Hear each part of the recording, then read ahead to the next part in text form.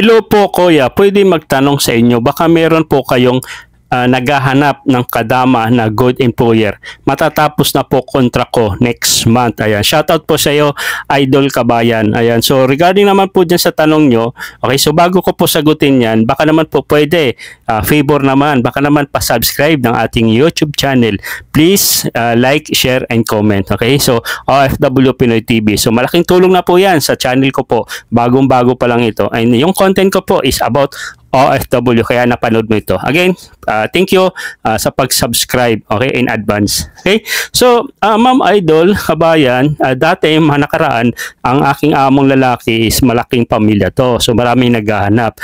By the way, meron na nga nakuha yung parents ng aking boss na lalaki na kadama o katulong, kasambahay, Pilipina. Nakita ko nga so binigyan ko ng payo doon kasi kinausap ako. Hindi ganon siya hindi nagkakaintindihan ng amo na babae, which is kilala ko nun So pinayuhan ko kinausap ko as Tagalog. So okay naman. So yun, hayaan mo madam, maggagawa ko ng content pagka naghahanap yung mga kamag-anak niya.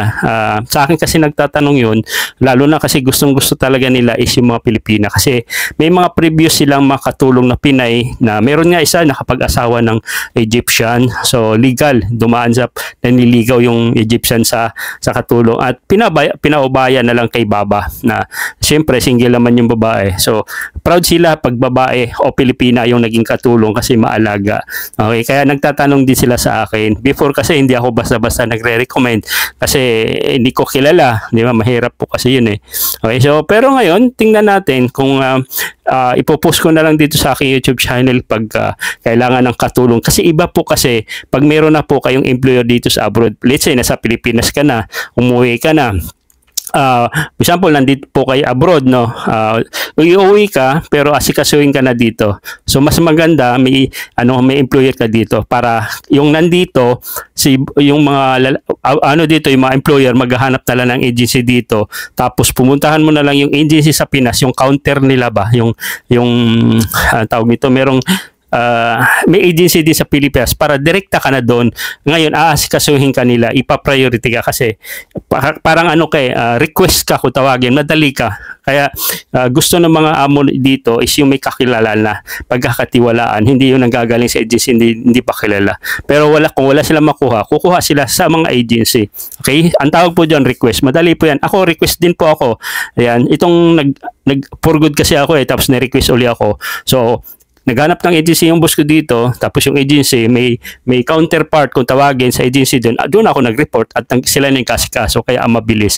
Okay, so hayaan nyo pag may kailangan ng katulong, driver, okay, nagtatanong sa akin mga kamag-anak na aking boss, igawan ko ng content dito sa TikTok or dito sa YouTube para makapag-apply. Why not, diba? Pipili tayo. Okay? So yun lang, nasagot ko naman yung tanong mo madam, and sana'y makauwi ka po kayo ng maayos. Kung nakapag-ipon ka man, congrats. Okay? Kung kaya ka naman magnegosyo sa Pilipinas, hindi ka na mag-abroad, why not? Mag-for good ka na lang.